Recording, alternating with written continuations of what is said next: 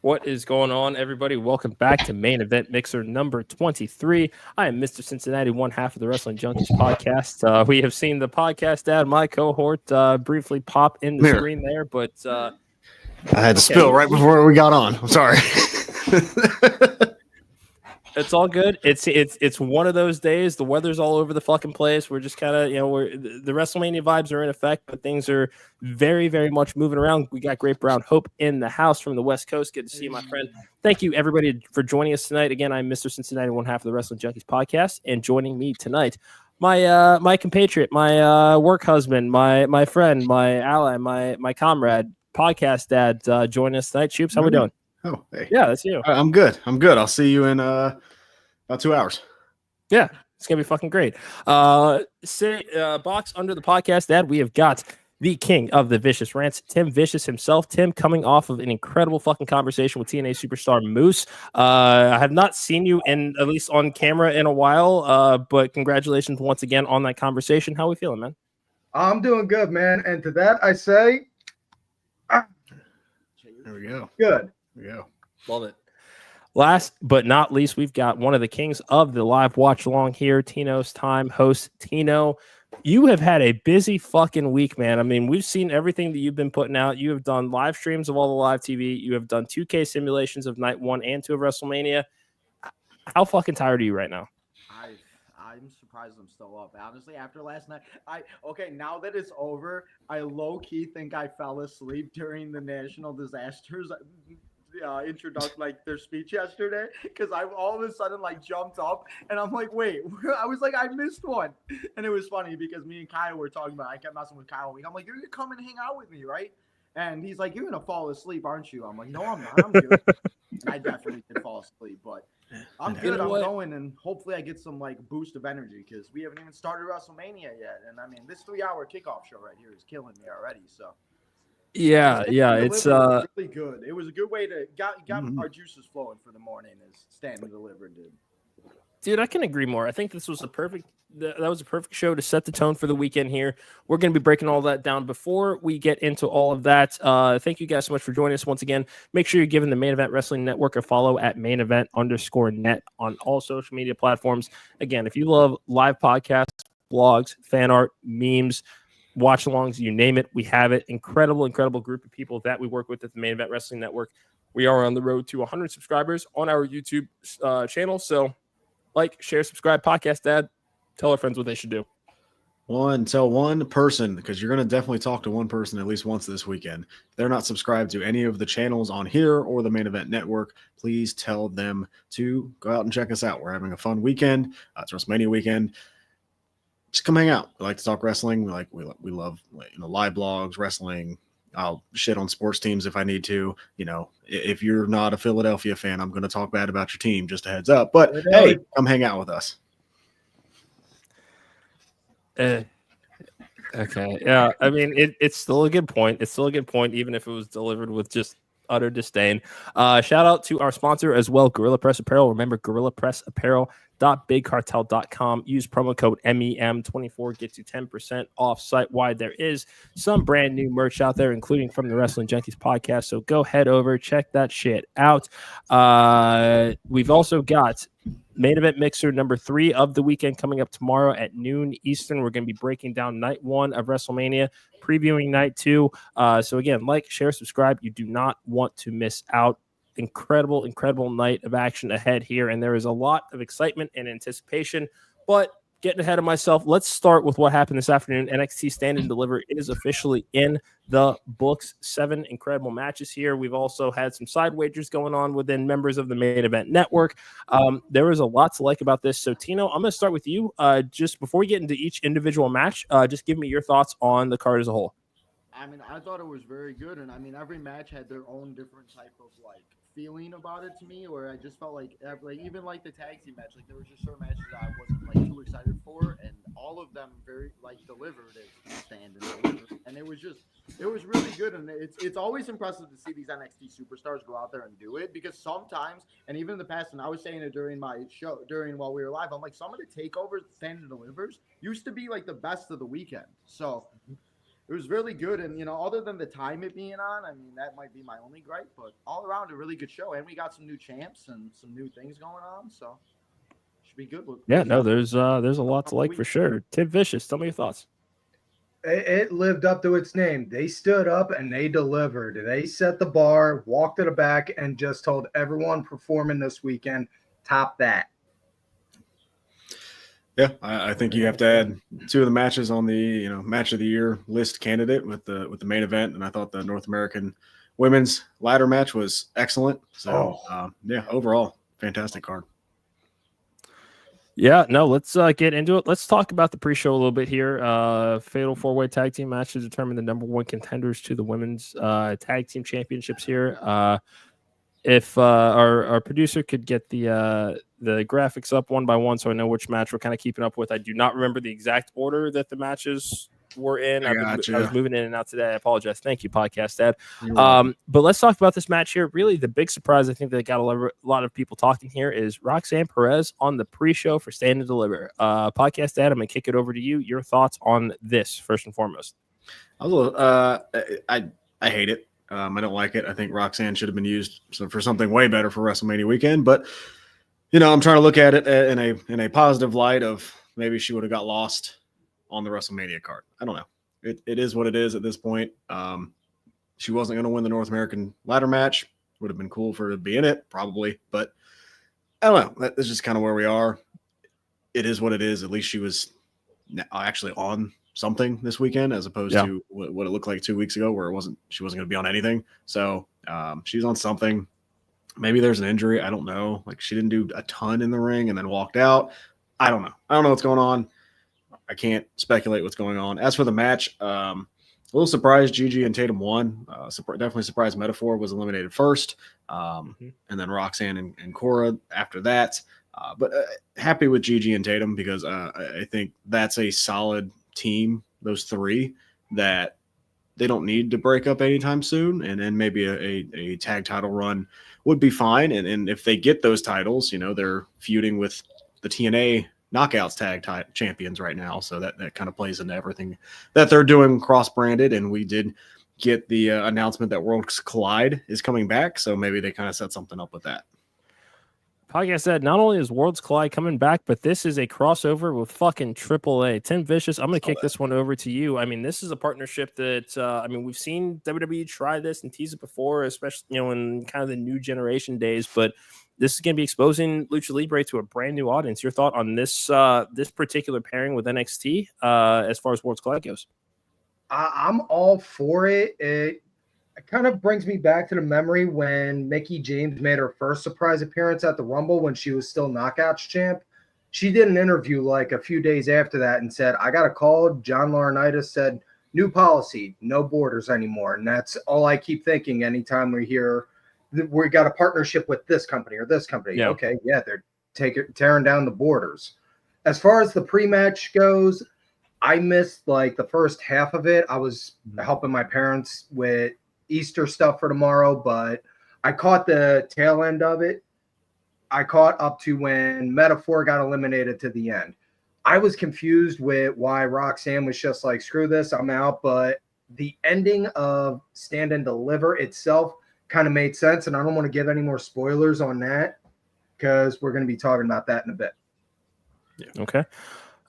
Tino, so I'm going to kick it over to you here. And we've kind of alluded to this. Roxanne Perez, relatively quiet in this match. I mean, when we look at the 2025 that she's had so far, Iron Woman in the Royal Rumble, had a phenomenal appearance in the Elimination Chamber, and yet Stand and Deliver pre-show here. They might have been teasing another go with the Roxanne Perez, Cora James story here, or Cora Jade story, excuse me. Is it time to just kind of move on from this and send Roxanne up to the main roster? What are we thinking about her potential involvement in NXT kind of going into this next year of wrestling? I mean, yeah, I mean, I think that's the biggest thing is, I mean, I think we all thought when we saw Roxanne at the Rumble on the Elimination Chamber and she was doing that stuff with Bayley that we thought she was going to have that match with Bayley. And I was even thinking about it with the tag team titles, like with the women. Maybe it was supposed to be Alexa and Nikki, and maybe they had to change it because of injuries or whatever's going on with Alexa because of that, and that's why they got Lyra and Bayley, and that switched everything. But yeah, I mean, I don't understand what they're doing here because there's been reports too of Roxanne being called up, and she was just on SmackDown. I think was it last week she took on Tiffany. So Yeah, week before, they've yeah. done this a lot in the past, but I feel like with Roxanne it's just confusing. And yeah, she's showing up everywhere, but like, what brand is she going to be? Are they going to do this till the draft, or you know? But with Cora and Roxanne, I mean, I thought maybe they would win and then be called up as a tag team, but I have no idea. And it's a travesty that she went from main eventing to being on the pre-show. So I don't really know, but those were my conspiracies of why it maybe might have happened. But I'm kind of happy Chemical X won Gigi and Tatum. Yeah, no, this is I agree. This is a fun tag team. You know, for me anyway, it's really been interesting to see Gigi Dolan's evolution since splitting away from Toxic Attraction and kind of the breakup of that group. We've tried the singles pushes for both of these women before, but they're very clearly tag team specialists. And Gigi Dolan and Tatum Paxley had this chemistry. The alliance with Shotzi, I mean, everything about that aesthetic works for them. JC Jane being paired up with Jasmine Nix and Fallon Henley as far as Fatal Influence, that I like the chemistry of these two collectives. They're both much better as tag team competitors here. But it is going to be interesting, especially because we'll wait to see what happens with the Women's Tag Team Championships this weekend at WrestleMania. But Gigi Dolan and Tatum Paxley can at least say that they got next after whatever happens this weekend. Gentlemen, the Revolution has been televised. Ricky Saints, his first Stand and Deliver, getting a big win over All Ego Ethan Page. Tino, no real surprise here, right? I mean, I think we all expected Ricky Saints to have a massive weekend here in Las Vegas. What do you think of the match?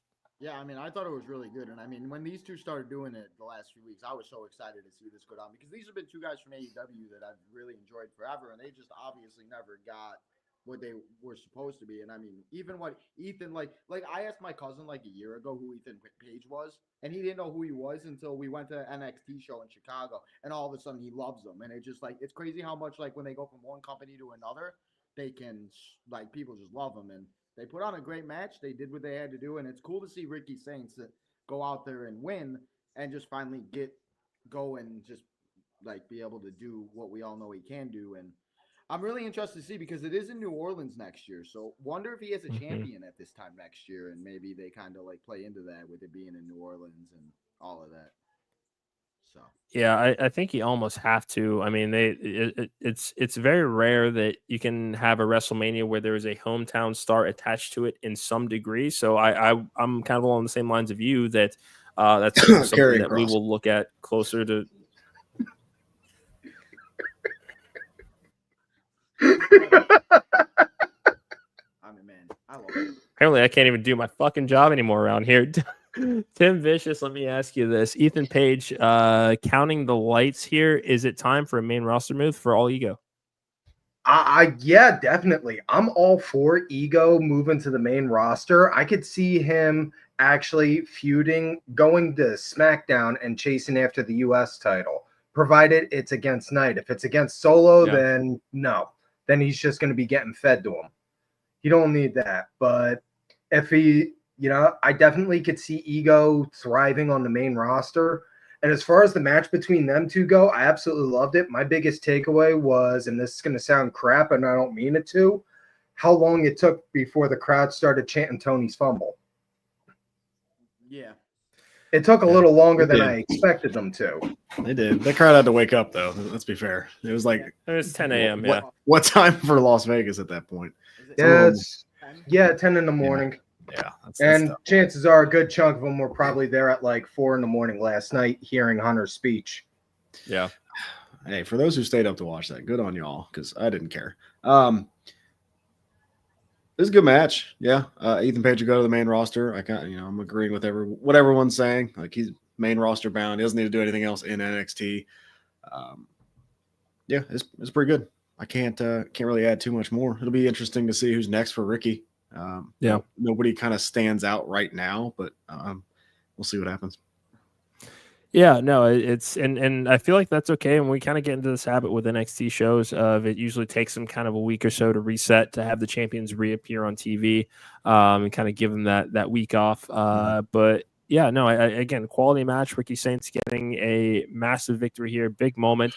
Yeah, no, let's start here. While I may not have picked them in my in the official main event predictions that we've got going between some of us here, I did point out that it would not be out of the realm of possibility on our show that Hank and Tank walk out with the NXT Tag Team Championships here, and that's exactly what they did, defeating Fraxium. And Podcast Dad, I see you shaking your head here, but Hank and Tank, that is probably their best NXT match ever. This was the stage was that it? they needed to stand up. Was and it? Yeah, it was. Yes. Well, because who Yeah. were they facing?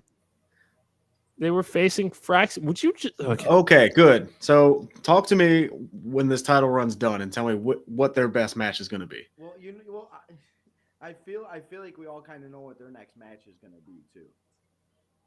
Who's that? Maybe. I mean, they've been kind of getting trained by all these people, and the Hardy Boys keep talking about they want the tag titles. So I feel like we very well could see Hank and Tank take on the Hardy Boys. Look, it was a good match. I don't know the whole story with them. Like, I'm sure I've missed a couple promos with that. But it's good. It's good to see. Good to see him do this. I guess I didn't want Fraxium to lose because I don't want Fraxium to break up. So I'm hoping that this doesn't lead to a split. Like, I wanted them to just hang on to the champions because I don't want them to split. But hey, good on Public Enemy for getting the win. I'm pretty sure they're going to be okay because, Frazier always keeps on telling everyone Fraxium is fine. So. Mm-hmm. Yeah, and I mean, we've seen a lot. We've seen the tension teased throughout the majority of their tag team title run. There was another number of times that we thought, okay, they have not been on the same page going into a match to where, you'd think, okay, this is an appropriate time to lose here. I like this moment for Hank and Tank, and Tino, I want to get your thoughts on this, but we do see Dark State later in the night as far as their 6-man tag match, but do Hank and Tank serve as a transitional champion to allow Dark State to take those titles sooner than later?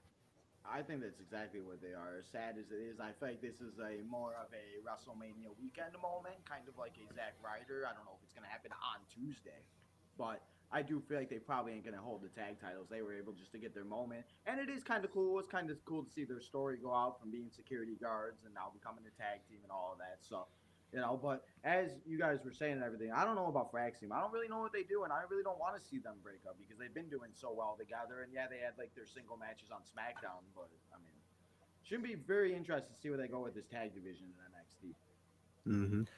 Yeah, Tim Vicious, I'm going to kick it over to you here. Let's just say, for the sake of this conversation, that this is the swan song for Fraxium in NXT. What would you like to see them do on the main roster, whether it's singles, tag team, what have you? Floor is yours.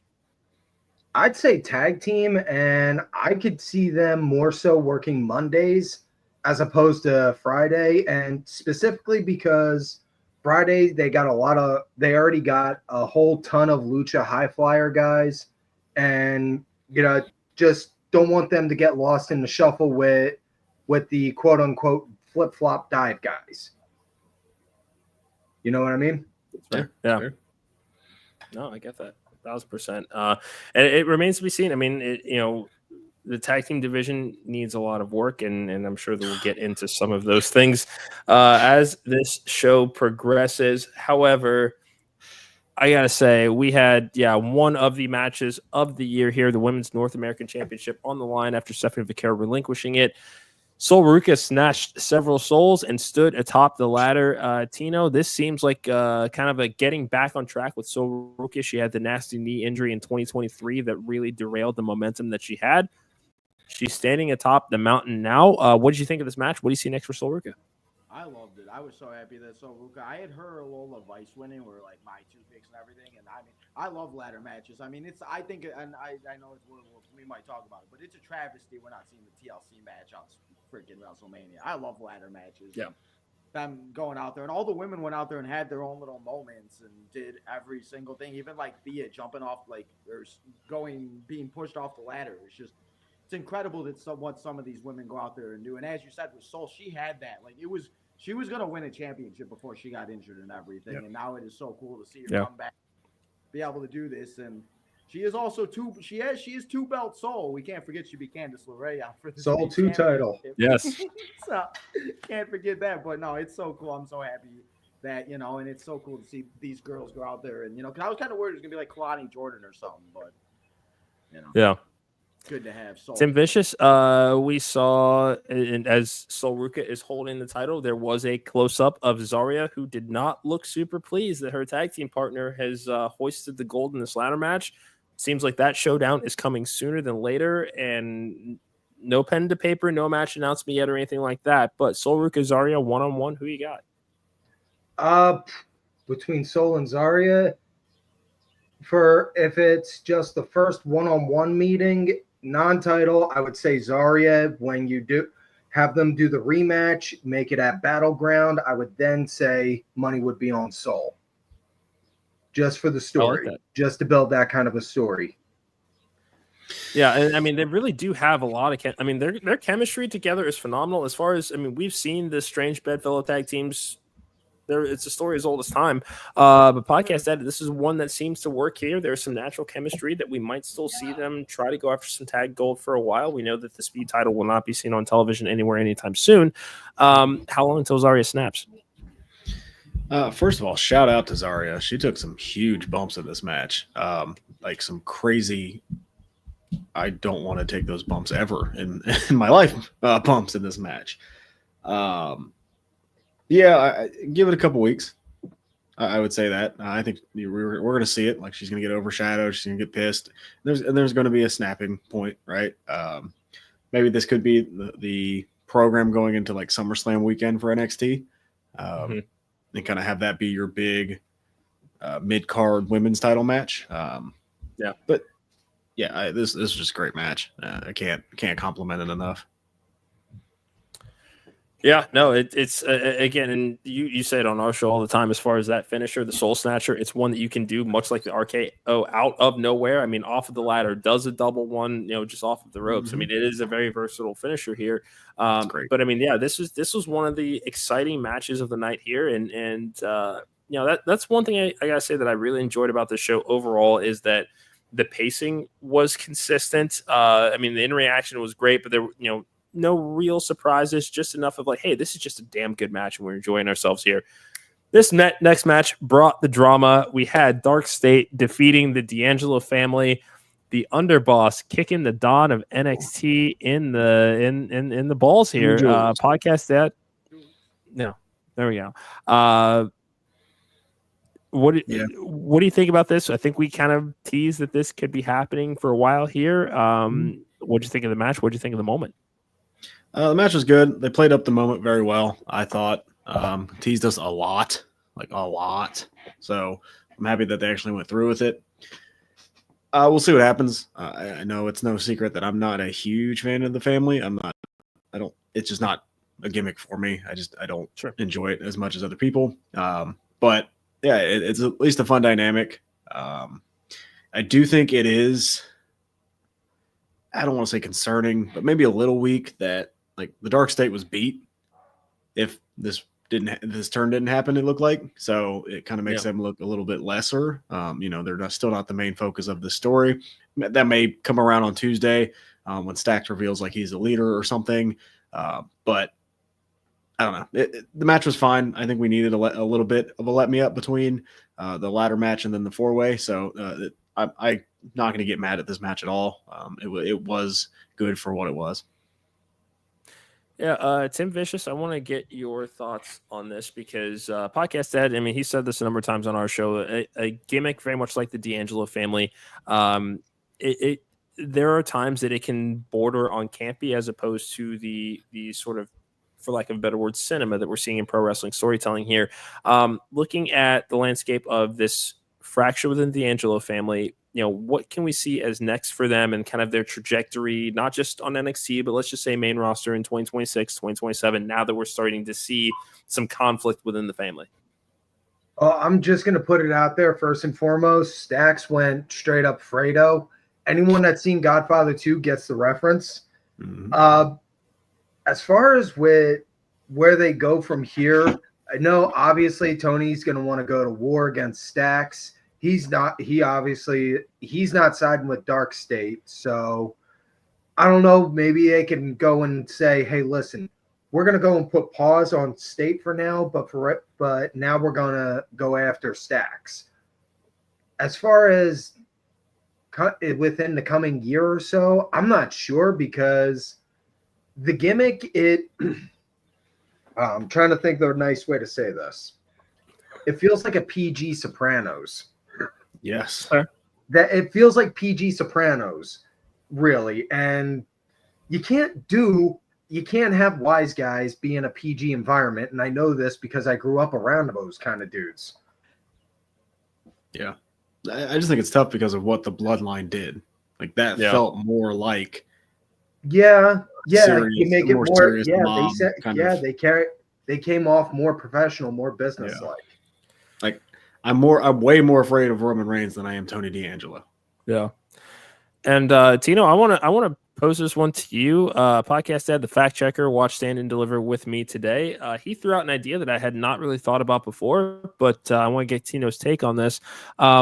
What if you were to turn the D'Angelo family into a APA of sorts? Not necessarily a mafia boss, but some additional muscle that kind of can work their way throughout the roster of if you really need to get your hands dirty, those are the guys to do it. So what would you think of something like that, where they are kind of fixers, but not necessarily so much with the Mafia Don motif hanging over your head the entire time?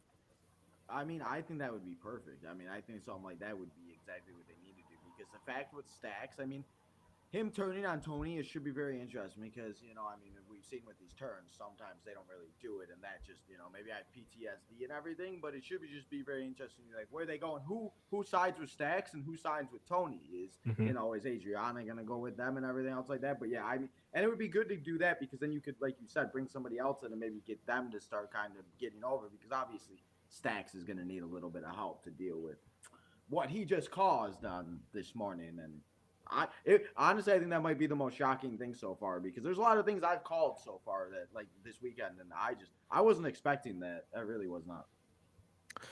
Yeah, that one, and it felt like they had been teasing it, at least at the very least, that kind of final hug they showed in the pre-tape on Tuesday night, that it just kind of was like, oh, okay, somebody's heart's going to be broken this weekend. So yeah, like you said, a bit of a surprise for you there. I think that we can all agree, no real surprise. Stephanie Vaquer defeating Julia, Jada Parker, and Jordan Grace to retain the NXT Women's Championship. Stephanie Vaquer has been on fire since the day that she set foot into WWE, and there is no sign of slowing down. What do you think of this match? No, yeah, I think that's exactly. I mean, they put the rocket ship on her and just shot her up to freaking the moon, and she's been doing everything, and it's been really cool to see these superstars, especially the women that we've been seeing, like Julia's and Stephanie's and Jordan's and everything else, come up. And I mean, I even saw, it was like a year ago, like even like Ricky and Ethan, like they weren't on the show. Like, who knows? There might be two superstars that we're not talking about right now that are competing in next year, where Stephanie just, and this Fatal 4-Way match was great, and I'm excited to see it. And I was kind of confused on why they gave Stephanie the title and then had her like vacated and everything else like that. But I mean, having her be the champion and this Fatal 4-Way match, all four women went out there and put on a good show and a good performance, especially Jada Parker and everything. And those video packages that they did this past week on Tuesday just got me really more excited for this match, and made me, especially with Jada, it was nice to see, like, I always like those, like them going back and everything else like that. But yeah, I feel like this is going to lead to Stephanie and Jordan, because that's just kind of, but happy to see Stephanie retain. And I picked Jordan to win just because I always like to throw out a bold prediction, but I felt like, so. But yeah, Stephanie's still champ. Yeah. Tim Vicious, we've seen kind of this mean streak of Julia starting to make its way out over the last couple of weeks here. Something that we've definitely noticed, especially having been at the Royal Rumble and seeing the reactions for both Julia and Stephanie, Julia really isn't getting much of one. Stephanie is just somebody that the crowd has already formed an attachment with.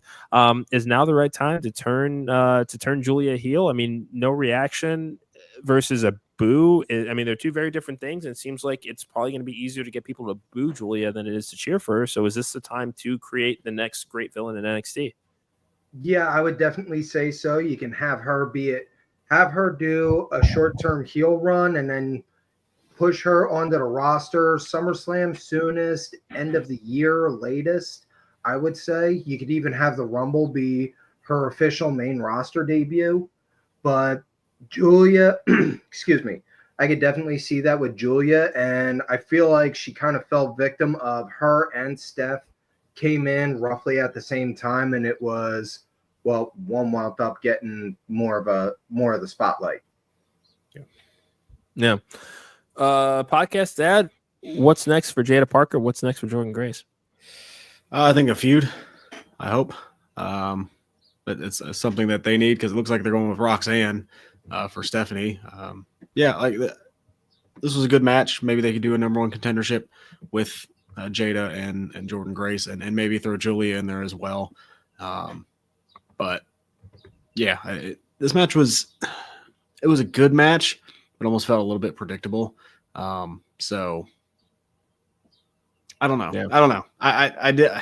I'm trying to figure out because I'm a little worried about Julia, to be honest. Like, she's still not getting much of a reaction. So I'm a little worried about that. And maybe that is, maybe that's why this is the right time of, okay, at least if they're booing you, you're getting something out of them as opposed to positioning her as a fan favorite that is just kind of, and the crowd goes mild, let's move on to the main event here. I think, and I don't want to speak for everybody here, but I think that this could also fall into that predictable category. Obafemi defeating Javon Evans and Trick Williams to retain the NXT Championship. Podcast Dad, we've kind of been batting this around our show for a good while now. Who the hell takes down Obafemi? I don't think they're in NXT yet, so I don't know. I really don't. And at this point, I force it. So I have him keep running through. Eventually somebody will beat him and it's going to be a major deal and he'll go to the main roster. But at this moment in time, I don't think you have anybody on that roster that should beat him right now. So I'm good with nothing at this point. Just keep having him win. Keep doing the crossover stuff with TNA. That's fine. We can get a couple more matches in there, but don't force him to lose just because you think you need to change it up. Like, he's a great champion. Just let him run. Just like Asuka did. Like, nobody was there to beat Asuka until they found somebody that, okay, this is a little bit more believable. Like, just, you don't have to beat him. Just let him run. Yeah. Tim Vicious, this was a breakout night for Javon Evans. I feel like we say that with a number of matches that he's had over the last 8 to 10 months at this point. It felt like the time was now to, pull the trigger here. He's somebody that has absolutely incredible potential. The sky is the limit for Javon Evans here. Big stage. What do you want to see from him in 2025? Honestly, I'll be the first to say I thought he was going to win and Trick was going to eat a pin in some kind of way, and Javon was going to wind up stealing a win. That way they could then use that to have Trick get moved to the main roster. But I'm happy. The kid, and I say kid, the kid is still green, so to say, and he's still got a lot. He could still be molded and learn the quote-unquote WWE style to work. Plus, there's nothing saying that you can't have him go and work Thursdays at TNA and do, like, X Division stuff and things like that. Holy shit. Sorry. WWE just announced that they we're gonna acquired get AAA. Wait, what? Yeah. Well, I'm sorry. What? WWE just announced that they have acquired AAA. Excuse Holy me? shit. Baking powder? Yeah. Holy shit. Yeah. Are you seriously? Yeah. 8 minutes ago. Wow. They have acquired AAA. Oh man. Well, TNA, you're okay. next. Yeah, Wow. that is. Yeah. Okay, that's Tino, great. you got a that's hell of a not follow-up right WWE. there. Holy shit. Holy Okay, fuck. there's What all am I right. next? There's a lot to talk about here. And let's just move on to this now because we're hearing this breaking news of acquiring AAA. We've also got some breaking news regarding the match between Rey Mysterio and El Grande Americano, originally scheduled for night one of WrestleMania tonight. Last night we saw Rey Mysterio go down with an injury. Rey Fénix will be replacing Rey Mysterio tonight, so making his WrestleMania debut last minute, unexpected, for Rey Fénix to take on El Grande Americano. Tino, I'm going to kick this over to you. We're kind of reacting to this as it's all happening right now. Rey Fénix getting a WrestleMania moment, having been on the roster for less than a month. How you feeling? Literally less than a month. And it's funny because there were a couple people I was talking to at the Stand and Deliver, because last night when we were watching SmackDown, I was live all night and everything. And there was some that showed Rey getting hurt and everything. We were talking about, it was like, who could possibly replace him? And somebody said Rey Fénix. And I didn't even think about that, because first person I went and thought of was Dragon Lee, because of course that's what you know. But I mean, I think it's really cool. And it's also really cool to see Penta and Rey Fénix both on the WrestleMania card.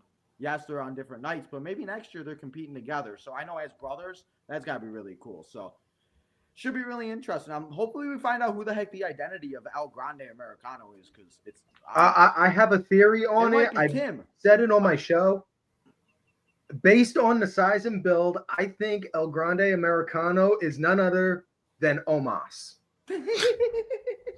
You look at the size, you look at the build. It's obviously Omos, and I'm telling you, if I was him, I would be smart and wear a Chad Gable mask underneath my Lucha mask in the event Rey tries to take his off. I'm so dead. That's great. Oh my god, Vikingo is going to be on that World Collide card too. I'm excited to see. I'm so happy for Rey. It's so cool to see these people. I am sad we aren't going to see Rey Mysterio, but you know that's okay. Rey Mysterio's. I know one person that is excited we don't get to see Rey Mysterio. Great Brown Hope. I don't know what your problem is with Rey Mysterio, but you need Great relax. Brown Hope, bro. Me and you gonna fight. I liked you too. I mean, Rey Fénix getting a big moment. Penta's getting a big moment. It's cool to see that. But like them getting AAA's.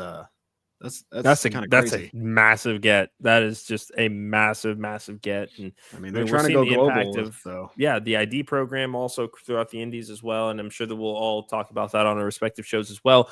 J-Dog question: AAA, they are one of the premier Mexican wrestling promotions. WWE has had some alliances with them, mostly in the New Generation days.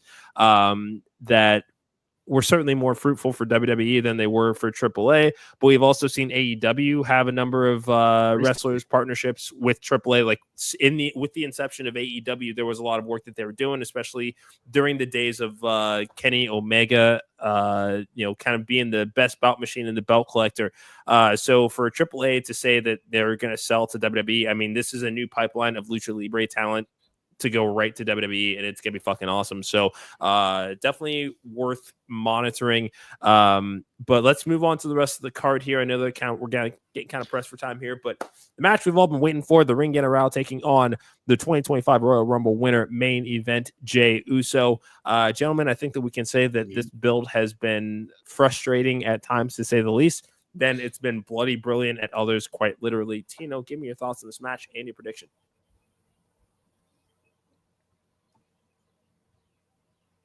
Oh, did we lose you?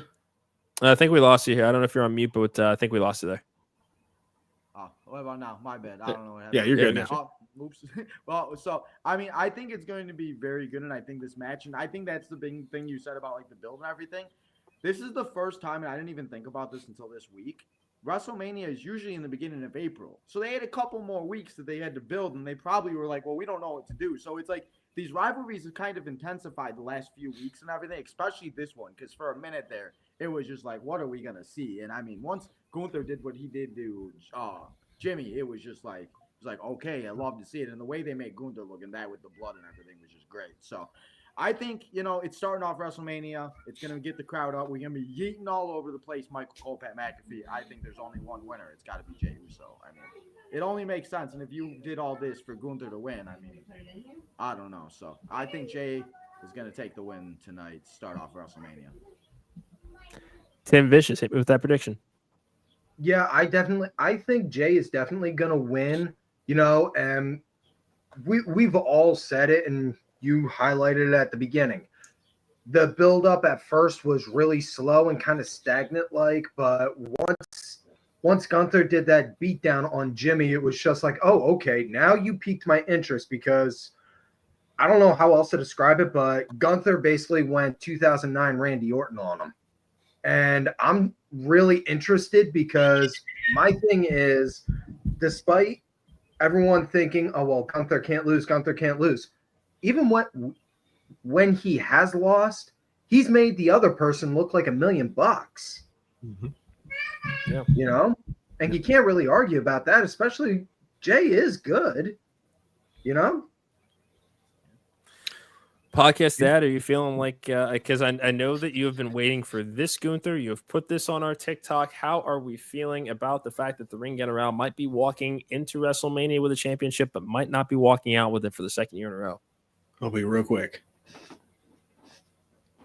Gunther wins. All right. That's my bold prediction for WrestleMania this year. Gunther wins this match. I like it. Well, we get to drink and eat brisket while this match goes down, so we'll see who's right here, gentlemen. I feel like this one, and I don't really want to get into the state of the tag team division as a whole, as far as Raw and SmackDown goes right now. But War Raiders and the New Day kind of going on here. Podcast Dad, I think you've kind of summed it up. But your thoughts on the fact that New Day executing one of the all-time great heel turns. This is the follow-up. They are getting a WrestleMania match, but everything between those moments has been. Yeah, just give me the New Day to win. Let's get this started. I don't know why it took so long to get here. Give me the New Day to win. Let's see if we can get this tag division back with them at the head of it, and let's see what happens. But I'd lie to you if I said I was excited for this. Yeah, Tim Vicious, War Raiders getting kind of, I mean, I think this is only their second or third WrestleMania match as a whole. The last one came at WrestleMania 39 in LA. This is one of those ones where we've been rooting for this comeback here for a while, but this title reign has felt a little bit lackluster. What say you? Yeah, kinda. It's that, and that falls victim to the lack of tag teams to actually go against them to challenge. If anything, I'm really kind of excited because I'm hyping myself up for both teams' entrances. I'm hoping Kofi and Woods comes out with some kind of Dragon Ball theme where Kofi's Ultra Instinct, Woods is Ultra Ego, and the Raiders come out with this big, massive, like Norse invasion kind of entrance. I like that. I like that a lot, actually. Tino, I'm gonna kick it over to you here. We've kind of seen the state of tag team wrestling across Raw and SmackDown in a state of flux here. Obviously, the SmackDown tag team titles, which have had the longer story here, have been relegated to a TLC match on SmackDown, which we talked about a little bit here. What is it that you think sets the War Raiders and the New Day apart from the intricate storytelling that we've been seeing on SmackDown as of late for those tag titles? I mean, that's the thing. I mean, I just don't know. I mean, I think, the New Day and the War Raiders, it's not the right tag team match to be on WrestleMania. It's really not. I mean, even the way they've been building the SmackDown tag team division, they even like Pretty Deadly being in the Andre the Giant Battle Royal. Why aren't they in the Fatal 4-Way? They've been involved with this tag team and DIY nonsense forever. And it's just like, that's my biggest thing. Again, nothing against War Raiders and New Day. I love your boys, the New Day, and thank God for the new. I enjoy that. I think it's great, especially seeing Woods and like all the gaming he does, and now like because he's talked about that a bunch with like him and Breeze would do like the gaming and live streams and everything, and it's really cool to see a different side of the New Day. And I think the New Day is gonna win. This is get them the tag titles and give them more heat to just give the people a reason to hate them and everything, and so. I'm gonna say the New Day wins and everything, but I can't accept this being on WrestleMania when we have this TLC that's gonna be on SmackDown next week and should be on WrestleMania. So yeah. So we got a comment here from J Dog. Big E has a factor in this. I think he's asking if we think that that's the case. I don't think so at this point. If they wanted Big E involved in this story, out past the actual split with them, I think that we would have gotten there. I don't necessarily see him getting physical with this because there's just really been no clearance and no change on his physical condition that I'm honestly just not expecting him to have any involvement in this match. If I see him on TV this weekend, great. I'm gonna just have a big smile because it's always just great to see Big E. But I don't think that he has any involvement in this match because WWE has at least been, they've been doing a really good job of kind of telegraphing certain things. I think that this is something that they would want us to see coming, is some Big E involvement with this tag title run here. And given the fact that we're still trying to establish Woods and Kofi as heels, the titles are kind of the last factor in this, that Big E staying out of it is going to be more impactful for the New Day win here. And then we'll see what happens for the inevitable New Day tag team title loss. So I'll just say not yet on that one.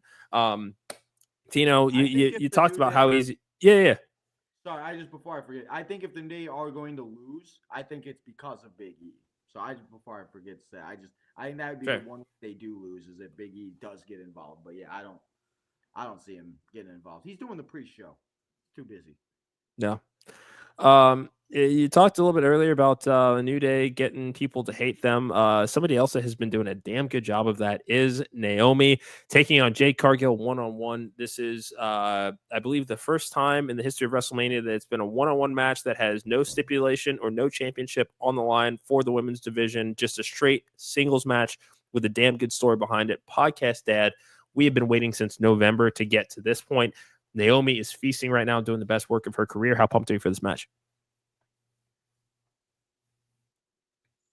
You're on mute.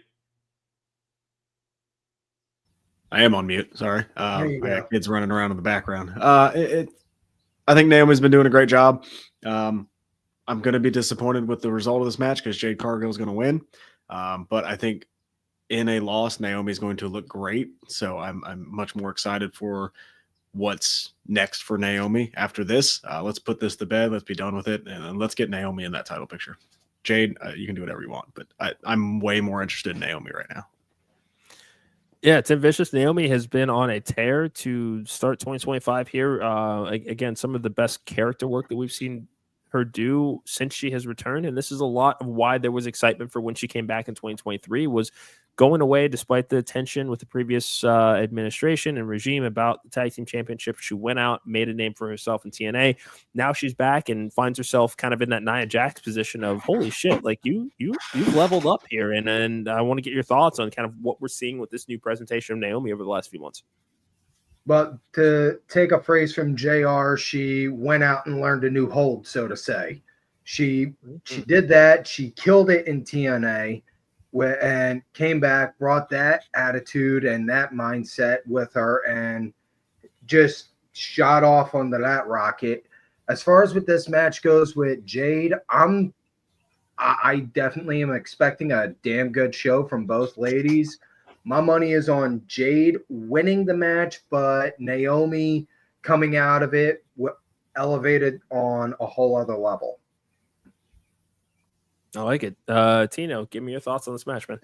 I mean, I'm excited to see it, and I don't know if they're counting it, but I think the last actually singles match too, like for the women too, was actually I think it was the Playboy Bunny stipulation at WrestleMania 22 was the last singles match, like with the women, I think that they said or anything. But with what Naomi's done and just becoming this heel that nobody, I don't think, ever expected her, from feeling the glow 6 months ago to now everything that she's doing, it's just insane. I was watching Stand and Deliver with one of my friends that has never really watched too much of wrestling, and she loved Naomi, and she saw not just the video package of Naomi. So it's so cool to see and everything else like that. But I do think Jade's going to get the win and everything else like that. And even after last night, it seems like we're most likely maybe SummerSlam or something getting Jade and Bianca. But I think Naomi should get the win here, but it's most likely going to be Jade. Yeah, I think that I'll stand on the silent own. I think Naomi gets the win here. I think it would have been easy at the beginning of this story to say that Jade gets the redemption arc here, but Naomi has just been otherworldly as far as this character transformation. It is not only it's been the slow burn of not wanting her to be revealed, and then once she did, she was kind of like going through those stages of anger and grief where I was doing this for you, I was being benevolent, and then it's like, you know what? hell yeah, yeah, no, I did this and I'm not sorry about it. Like that's the kind of energy, like it has been that crescendo that I'm excited. So J-Dog wants to know which match is going to be a sleeper, which one is going to be a disappointment for night 1 and night 2. Let's keep it at night 1 now, just because we are kind of coming up on time. Still have a few matches to go here. Call me crazy. Call me crazy. Calling crazy. You're crazy. Crazy. As worried as I am for this next match here, Tiffany and Charlotte, I think that's the one that low key can still be a sleeper here, because they are both incredibly talented. It is, yes, there are the personal issues that we've kind of seen with these two performers before, but overall, there's a reason that these two were put together to have a match on the grandest stage, is because they are both phenomenally good at what they do. Unless and until somebody goes into the business for themselves, I think that it's does still have the potential, despite the build being dog water. Podcast Dad, what say you? Disappointment is actually that match. Just throwing it out there. I think the crowd's going to turn against it. That's just me. I think Charlotte's going to win, and I think the crowd's just going to shit all over it. I think they want Tiffany to win, but I don't think it's going to happen. It's just my opinion, and I think it's going to go south. Hopefully they don't go into business for themselves. Hopefully they kind of keep it professional and I don't know. Just hopefully neither of them have to get their shit in, for lack of a better term. And then sleeper match. I think the tag match might be a sleeper match with the New Day and the War Raiders. I think they're going to show out a little bit because of how everybody's been talking about the match, which good on them. But I think that could be a really good tag match. Okay. Tim Vicious, we'll kick it over to you. Your thoughts, surprises, disappointments. Give me your thoughts on Tiffany and Charlotte as well. Well, Tiffany and Charlotte, I think them two are going to knock it out the park, because in ring, them two are going to kill it. The build up for it, though, has been the drizzling shits. We can all agree on that. Mm-hmm. Surprises, I think it's going to be Gunther and Jay, just because on how much everyone has been so divided about Gunther's going to murder him. Well, Jay's going to have to fight to show that he really is a main eventer, blah, blah, blah, blah, blah, kind of stuff. Disappointment, I got to say the tag, just because, like I said, I'm hyping myself up for those entrances, and I'm pretty sure I'm not going to get those. Fair. Tino, what you thinking, man? I mean, for night 1, I just to be different with the tag team, because I do feel like that could go either way. It could be very good or very bad. But for me, I'm excited for it. But I also feel like LA Knight against Jacob Fatu could be more or less Jacob Fatu just getting that win and winning the title and everything. I'm sure they'll put on a decent match, but things like that, besides the tag team match. And the sleeper, honestly, I think it could be Tiffany and Charlotte and everything. I mean, we saw what Charlotte did with Rhea a few years ago in Hollywood. I mean, that match is still going to be talked about for years and everything else like that. So, I mean, I think it's going to be very interesting and very, so those are my 2 picks for that.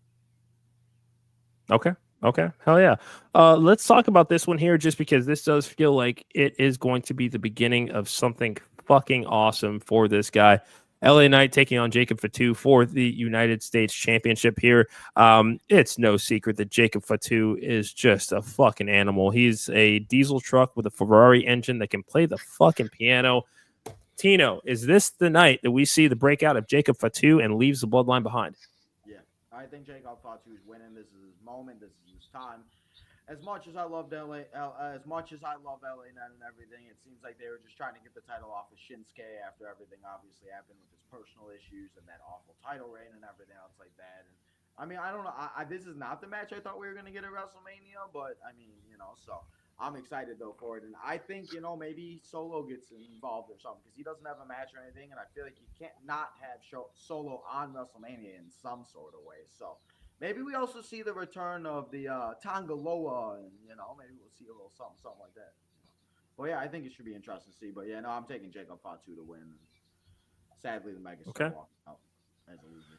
Tim Vicious, with WrestleMania being this weekend, that means that the draft is not far off here.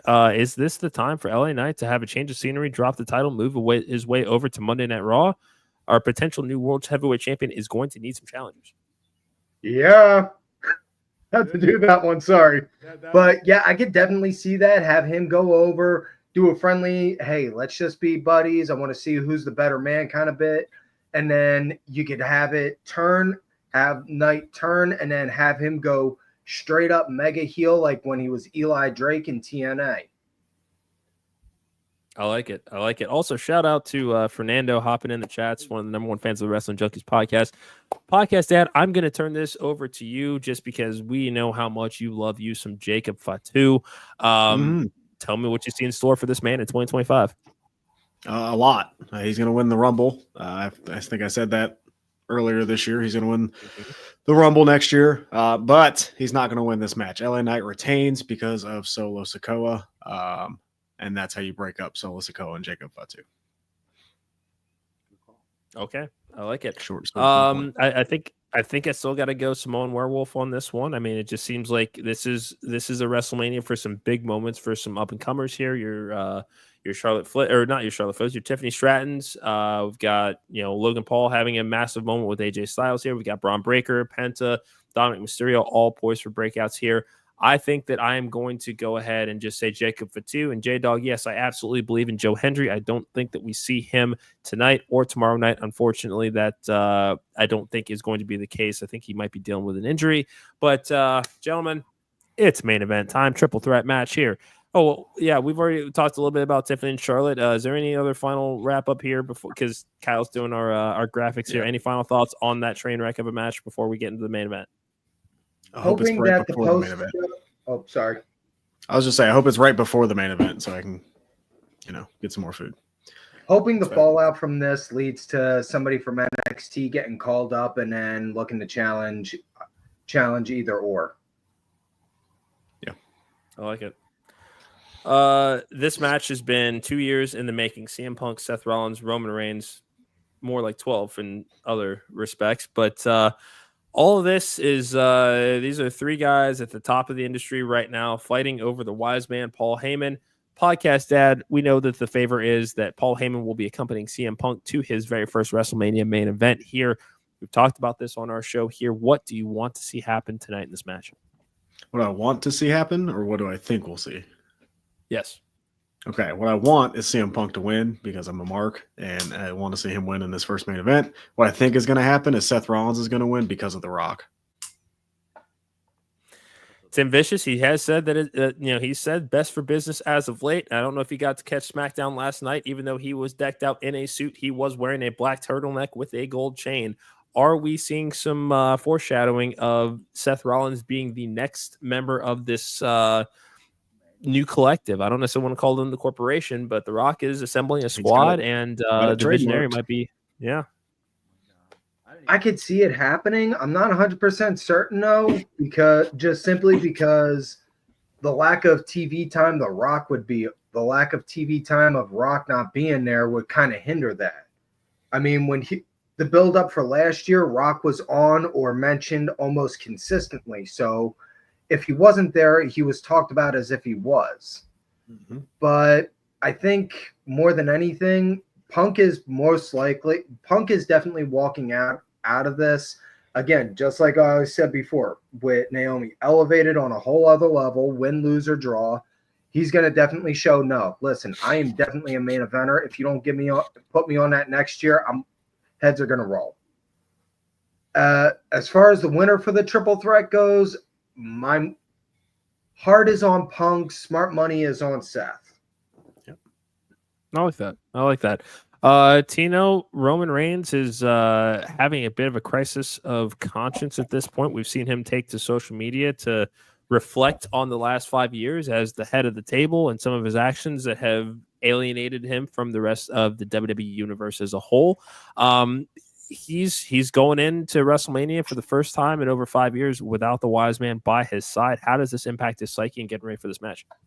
Yeah, I mean, I think that's going to be the biggest thing and a very interesting story to tell because, I mean, there's been a lot of people that, even Seth has been saying where it's like, it's me and you, Roman, and Punk is the one that's been involved and everything else like that. But, I mean, Roman's going through it. I mean, he loses his wise man. He's getting hit back. He's having PTSD, getting hit with the chair in the back again. I mean, I don't know. And it's kind of crazy to think this is the first time Roman Reigns has not went into a WrestleMania since before COVID without a title. Because since he stacked Edge and Daniel Bryan in Tampa, he's been champion ever since. So it's very interesting to see and everything else like that. And that Seth Rollins thing is something that I very do believe something that could happen, but I can't go against my guy CM Punk. I think CM Punk's going to win. It's the first WrestleMania main event. It's going to be a great match. I'm sure the entrances are going to be. Tim was talking about entrances for the tag team. Tim, we better get ready for an hour entrance because these 3 entrances are going to be forever. Yeah. But I mean, it's going to be very interesting. Give me Living Color playing them to the ring or we riot. I think it's already. It sounds like that's I think it got leaked out. Oh, seriously?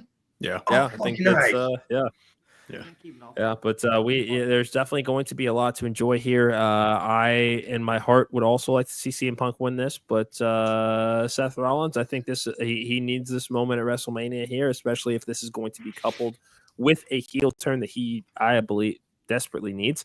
But we have 7 incredible matches, quite a bit to enjoy about tonight, gentlemen. It has been a pleasure to get to chop it up with all of you here. Before we go, we want to thank our sponsor, Gorilla Press Apparel. Remember, GorillaPressApparel.BigCartel.com. Use promo code MEM24. Gets you 10% off at checkout. Gentlemen, thank you once again for joining me. Tino, we're going to start with you. Where can everybody find you on social media? What do you have coming up after Mania? Well, if you want to find me in 45 minutes, I'll be here all night until who knows how long for watching All Night WrestleMania. But you can find me on Tino's Time Wrestling, Main Event Network, all that good stuff. And I appreciate you guys having me on and everything. And hopefully it's one hell of a weekend. And so appreciate it. Yes, sir. Tim Vicious, where can everybody find them? Vicious Rants. You can find Vicious Rants on my YouTube page, youtube.com, Tim Vicious23. I'm also Twitter, Tim Vicious. I got a backup account, Tim_Vicious. Threads, if you pretty much search Tim Vicious on almost any social media, that's me, Also, Vicious Chats. It's a bi-weekly interview show I do. Last week I had Moose on, which that was a big surprise for me to pull also.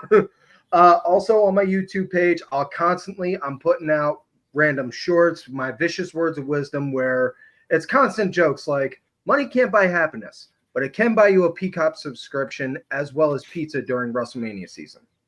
Till next time, folks. Yes, it can. Yes, it can. Podcast Dad, do you want to handle these? I'm gonna turn it over to you. I'll let you rapid fire here. No.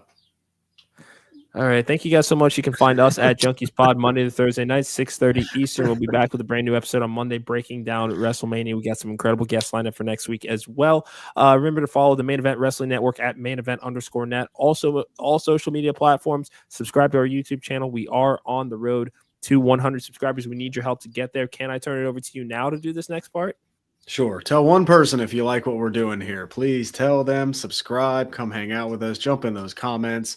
Anything you like, if you want to talk about, how beautiful the day is, whatever. We're here to chat.